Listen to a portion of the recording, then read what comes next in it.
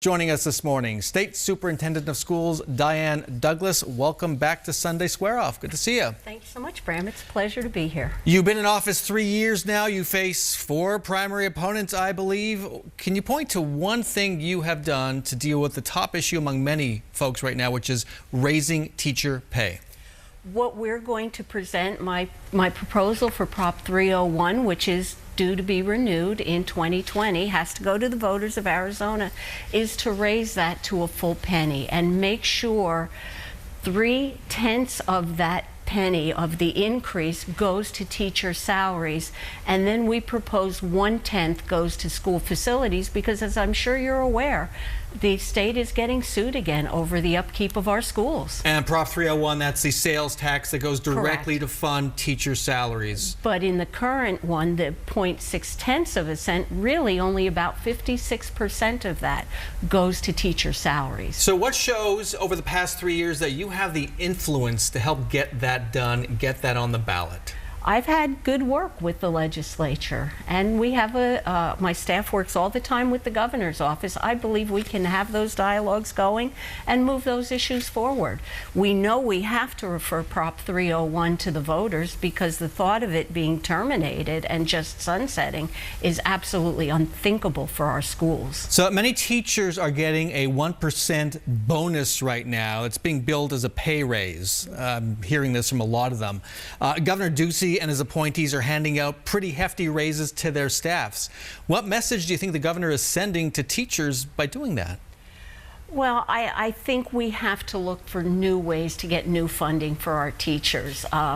Not taking a stand on that pay raise issue with the governor's office one way or another. Is that appropriate? It's when you're giving an increase to a staff of whatever it may be, 10 or 20. We have thousands of teachers. We need to find a new funding source to get some significant increases to them. And with my Prop 301, we would be looking at getting them about $5,000 a year. That's a significant increase. So are you okay with the governor giving out those big raises, those staffers getting raises, teachers getting a one-time bonus? That is the governor's decision. I'm advocating for the teachers, and I need to make sure that we find a way to get them the funding they deserve. Let's talk about something you directly control, all the federal money, billions of dollars that go to Arizona schools. We've learned that for 2 years, you did not let schools know that many were getting too much money. These are for programs for special needs and low-income children. Many of the schools were getting too much money, and many were getting too little money. Why didn't you wait 2 years to tell them? Well, that goes back to my predecessor. That was actually a 2014 allocation that actually happened in 2013, and we provided the schools what we knew when we knew it. It was actually over a year process. First of all, a year before we discovered, after changes in leadership and a reorganization within the department, that what previous leadership had told was going to happen didn't happen. So then we had to move forward very quickly and take a look at it. So we brought in an outside auditor. We have changed our system. We've put more systems of checks and balances in place to make sure that doesn't happen again. But each step along the way, we informed our schools through meetings what we knew when we knew it. But it really took over a year to sort that all out, because in order to fix the current year allocation, you had to go back, because 1 year is based on the previous year. So we had to fix that first 2013 allocation that was wrong and tell them, this is the step we're taking, this is the next step we're taking. School districts are saying they just found out around October, September, October, that this was going on well into your, almost, again, 3 years into your term, and 2 years after apparently it was learned. We were advised of it because the previous administration sent to not only the state. So you knew nothing about this for 2 years?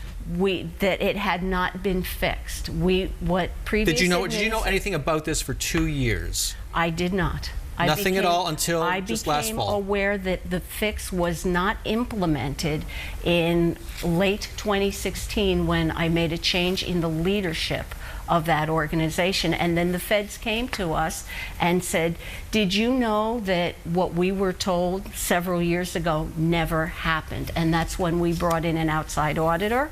We will now have audits of every grant to make sure that nothing has been done incorrectly again. Okay, but are the schools going to have to reimburse anybody for the money they spent, unknowingly misspent? Are schools going to get the money they never received? And where's all that money coming from? What we are doing is we have submitted a plan to the federal government. It's ultimately up to them to approve the plan.